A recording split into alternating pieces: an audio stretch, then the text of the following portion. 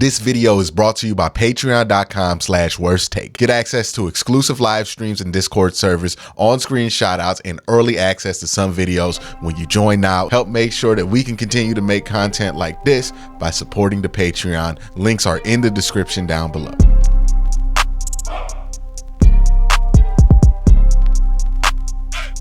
Is there any concerns you walk away from this camp having that you maybe had before, or maybe you didn't have them, you saw practice and then you were like, hey, this might be a little bit of an issue that we have to keep our eye on? You know what? It's special teams. I hate to say it, it's special teams that I didn't have a lot of doubts. I didn't really have any doubts. A lot of people did last year with the kicking situation with CADE York, and people weren't satisfied with his rookie year. I thought it was a perfectly fine rookie year. Obviously, there are moments where when there's a game winner and you're not hitting that, that's unbelievably disappointing, and that's when you want him to make the kicks. But field goal percentage wise, I mean, he's in 75-ish%, somewhere along there. I'm horrible with numbers, but what I do know is it was a higher field goal percentage with more attempts, but a higher field goal percentage than Phil Dawson in his rookie year. So I was not out. I'm still not out on CADE York. I think that he had a very on-brand rookie season. Like it's growing, it's learning, it's dealing with that, and it's how you bounce back from that. To get rid of a kicker, I know everyone's like, cut CADE. To get rid of a kicker that has the ability, just alone, the ability to hit 60-plus yard field goals, you see it happening. That is not, you can't teach that. Like that is, you either have that or you don't. And these kind of kickers, they don't grow on trees. I understand special teams, though, is going to be a major part of what this Browns team can do. I talked to Shelby Harris. We'll have a story coming out, a little plug for myself, a story coming out. We talked about just him being here and why he picked Cleveland. And one of the things he told me was one of the most important parts about this team, what needs to happen is that special teams is huge. And like special teams has to produce. They know the offense and defense do, obviously, but special teams is one I think, and he was saying people kind of forget about it, but it's crucial. And CADE York told me that too. He said, Super Bowl teams have kickers they rely on. You don't win a Super Bowl if you don't have a kicker that you can rely on. So this is very well known. It's just there's something off with the kicking situation right now, and I can't figure it out maybe what's going on, because he is perfect in practice. And if this was the regular season and I was talking about CADE York being perfect in practice and then coming out and missing field goals, I wouldn't be saying that. But the fact that he's missed multiple field goals in the preseason is where I'm struggling to figure out what's going on, because this is not the pressure of a regular season game. So it's not as if he's just, choking. He's got the yips, because if he had the yips, he'd be missing in practice. He'd be missing he would have made none of those first 3 field goals. And that's where I'm at. I just don't know what the culprit is. I can't figure it out. I can't pin it down. So that's my biggest concern, is just maybe this is some growing pains through the preseason and just like him figuring it out, and he puts it together a little bit more and is more composed week 1. But there's just that something's off between the two, and I like many probably don't know what it is. I still am not out. I don't think that, and I think that he's in his second year. He showed what he's able to do, and the Browns have confidence in him, and they should, because he's got confidence in himself, and he showed what kind of kicker he can be. He just has to put it together consistently. And it sucks to hear. No one wants to hear it, because if there is a game winner on the line week 1, week 2, week 3, like, you don't want to be in a position where he takes it and misses it. But at the same time, I don't know that you can't move on from this 4th round draft pick, who not only is a 4th round draft pick, has shown he can be an incredible kicker. I don't think you can move on because he's missed a couple in a preseason game. That's just not enough to me. And if you haven't brought in competition now, this is where it's at. You're confident that he's going to put it together, and this is something that they are moving forward with. And I do just still wonder how that plays out in the regular season, especially early on. But hopefully this is just, some fluke that he's like working through miscommunication, or something's going on with the holding situation, but that doesn't make sense because it's happening in a Yeah. practice. He's perfect. It's very strange. And they practice the holds in practice. Like the kicks we're talking about in practice, like they're with actual holds, right? Yes. Yeah.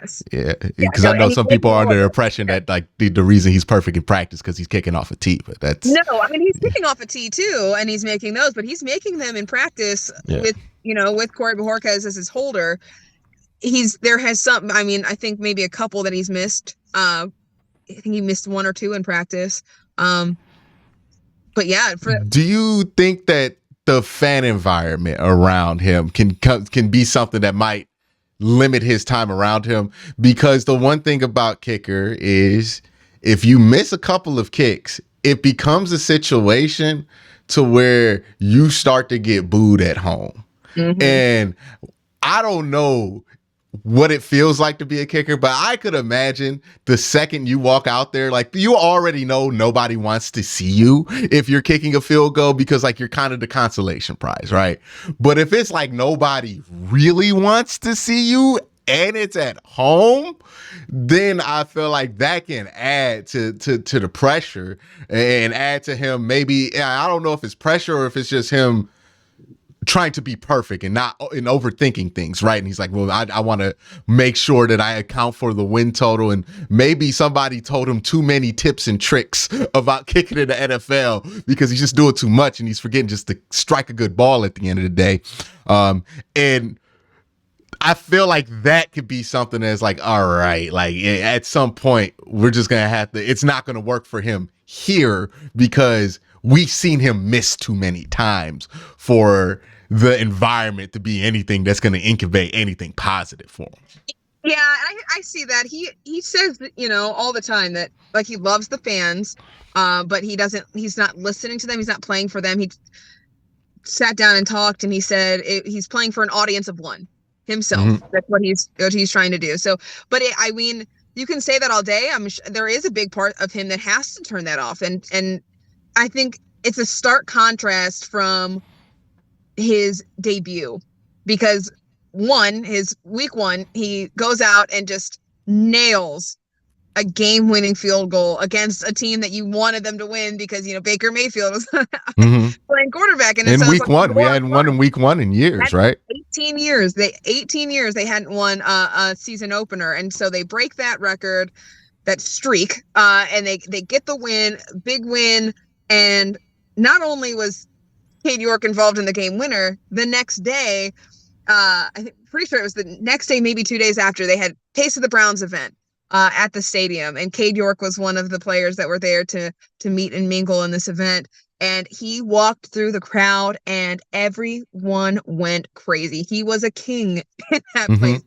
And everyone was just, get a picture, cheering, screaming like it's CADE YORK. Other players were there, but CADE YORK was the main event.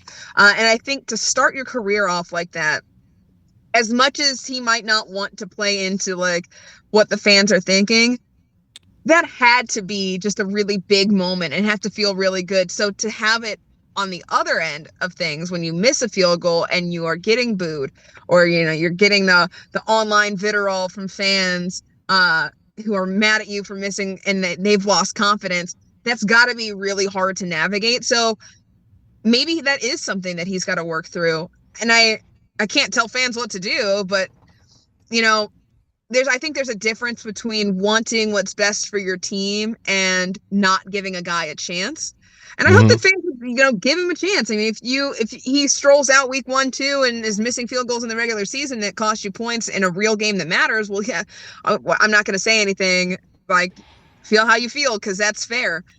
I don't know that we've ever gotten to the point with CADE YORK. He's second year. I'm saying this like he's been here for years, but I don't think we've gotten to the point where it's like inevitable that he is off this team and it's detrimental for him to be on the team. There are other guys that are on the fringe of the roster cuts and you're like, yeah, the team would probably be okay without him. I don't know that that's the case with CADE YORK if he is what they think he is. And I don't think they've lost that confidence yet. So I don't see any changes before week 1. And so come week 1, I know that he doesn't matter. It doesn't matter to him, but you think that he hopes that fans are on his side before he goes out there and takes his first regular season kick. But you never know. These things, you can't control it. It's Yeah. just. Well, I wonder like what goes on there in that trend, because he's not the first guy to be a great kicker in college, get to the pros, and just become something he wasn't all 4 years in college, which is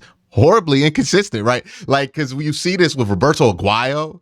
It happened real bad for him. I mean, he was the most consistent kicker in, I think, Florida State history. And then the guy even before him, Dustin Hopkins, was like that. You go all the way back to Mike Nugent, who was a solid kicker for Ohio State, got to the league, ups and downs in Cincinnati with him. And it's like, is it just that the kickers we know from college are the only ones we're paying attention to their rookie year, so we notice that they're struggling, and maybe it's a normal thing for kickers in a rookie year? Or is it just kind of maybe something else separates what you can do from a kicking standpoint in college and in the pros, other than the stuff that we see, right? Maybe it's just a different game mentally for these kickers out there. Yeah, I think it's the position, right? The position is one that is a lot of times you develop a guy. It's developmental. You see what you got. There are very few kickers, I think, that come into the league and are just automatic, no struggles. And I mean, there are guys who have had just incredible, illustrious careers. Like, again, we'll stick with Cleveland. Phil Dawson. He was the most consistent thing about Cleveland football for years. I mean, he is but it wasn't always that way. I mean, rookie year was a lower field goal percentage made than CADE York, and less field goals, yes, but he missed his fair share. And then you start to see him get up into the 80s, and that's where he kind of hovered around until his Pro Bowl year. He was in the 90s, and then you're like, okay, yeah, Phil Dawson is incredible. This is but it took a couple years for people to realize, like, okay, this is consistent for him. So that CADE York rookie year, not consistent. It is 1 year, and it is his rookie year. And I get, like, the preseason has not looked very promising for what this regular season could hold. But to be out on him before he's even taken a snap in a regular season game, year two, and to say that he's not going to be a great kicker, I don't know that that's fair. Now, I do understand the arguments of people who are looking for the Browns to bring in somebody proven because they think this is a win now year. It has to be this year. And again, I get it, because they put all these resources into getting guys to fill the holes that they had last year on the defense, on the offense. We talked about it earlier in this show, and to see that maybe fall off and take a hit because CADE York isn't where he needs to be yet, or he's developing. I know that stings, and I know a lot of people are thinking, okay, go get a veteran, bring in somebody who's proven so you don't have to worry about that. But it's not just a win now year. It is a win now year because they've done it, but this year is a win now year. Next year is a win now year. The year after that is a win now year. They've set themselves up where they're trying to contend not just in 2023, but in 2024, in 2025. These are things, they didn't go out and get Deshaun Watson for one single year of playing well. They want this to be consistent. And so if CADE York is what you think he is and you get rid of him, how bad is that going to sting after 1 year and things maybe don't work out this year for the team, and you want to contend and you want to compete in 2024 and 2025, and now you're consistently trying to find a kicker? That's where it's like, okay, there's a balance, and it's tough. I think patience goes a long way, but also there will have to be a move if you're in the season and it's not working out. I think then you make the move. But right now, I don't think there's any pressure on the Browns to go out and get somebody, because they believe in CADE York, and they should, because he hasn't shown yet that you shouldn't. And that very well could change. But right now, I don't believe that CADE York has showed anything to make it seem like he could not be a great kicker in this league. Yeah, and one of the things I wonder, like, it has to be a big change, because it's like the small stuff you don't ever think of. But when you're kicking in college, and if you've been around, like you've seen what college rosters look like, there's like 10 kickers on the team. There's like 10 specialists, like 2 long snappers, sometimes 3 long snappers on the team. There's like 4 or 5 punters, and there's like 4 or 5 kickers at a time. Like there's a ton of these dudes on the roster. Even at like a smaller school, it's kind of like that. And it's like that, even bigger in the bigger school, and you're all around the same age, and like it's a stereotype, but it's also one of those things that's true. Kickers are kind of different from the rest of the football team, right? Like they kind of have a weirder relationship with the rest of the guys on there. Then you get drafted to the NFL, and it's really just you, the punter, and the long snapper that have stuff to talk about. And what happens with the long snapper is like Charlie, he's been in the league for a long time. He's seen a lot of you guys come and go. So he's probably like, focused on his own thing. And Corey Bulkheads is a veteran. And then you got CADE YORK there. Like, I wonder if some of this is like, it's some of that awkwardness of like, hey, I don't really have friends on the team or something like that. Or it doesn't feel like I'm on the same kind of camaraderie that I had in college. Maybe affects how hard he's thinking before these kicks, because he really wants to make everybody happy by making these kicks. So he's putting more thought than he needs to in there. There's all kind of like weird factors. It's almost like talking about golf when you talk about this kicker stuff, but there's a lot of things that have to go into it. And I think the things that get focused on sometimes are the physical stuff. And I'm like, I think it's more of the mental stuff. Like, maybe if you do want to bring in a young kicker, maybe you also want to bring in a young punter and a young long snapper to give that dude a crew. You know what I mean? Like, so it's easier for him to feel comfortable and not have to worry about if he's liked or not. Cause like, this sounds silly to say out loud, but these are things that affect us at our jobs at every level. We want the people who work in the field that we work in to appreciate us. And if we don't feel appreciated, we've seen it affect people in every work of life. So it would be silly to assume that it doesn't happen for football. Other thing, I want to put you in a tight bind: Austin Watkins or Mike Harley. You got to choose one. Oh, come on. Okay, I got an answer, and I think it works for everyone. Austin Watkins. One can't be on the practice squad. Mike Harley on the practice squad. Leave Mike Harley on the practice squad. And Austin, I honestly think Austin Watkins has earned a spot on this roster. It shouldn't be a surprise cut, right? If he didn't make the roster because of when he came in, and just the level of where he's at with the other receivers who have giant contracts or they're long-term guys. But Austin Watkins has, to me, solidified a spot. I don't see how you cut him, because he's going on an NFL roster. Like he will not be on the practice squad. You put him on the practice squad, he's going to get taken. He has shown this is the year that I think that he's shown, I want to play football. I'm good at football. And it has been a surprise to others, probably not himself. This is like what his goal has been all along, but just the leap that he's been able to take, just so quickly in this past couple of weeks, being in Berea and then going with the team. I think that it would be really, really detrimental for things to get rid of Austin Watkins, because he's just that guy that even if you don't play him a ton, the fact that he's on your roster, that he's there and he's making plays like this and he's already got that connection, being a late addition to this team, I just think that he's done so much to earn his spot. And there's other guys that I don't know how they're going to make these decisions. I don't envy Andrew Berry right now, because you've got Austin Watkins, you've got Ronnie Hickman, who's had a great camp. You've got Mohamoud Diabate, who's had a great camp in preseason. And it's how many of these guys that are undrafted free agents, that are quick additions that maybe you thought was going to be roster depth for training camp depth, and have shown up and made a case for themselves.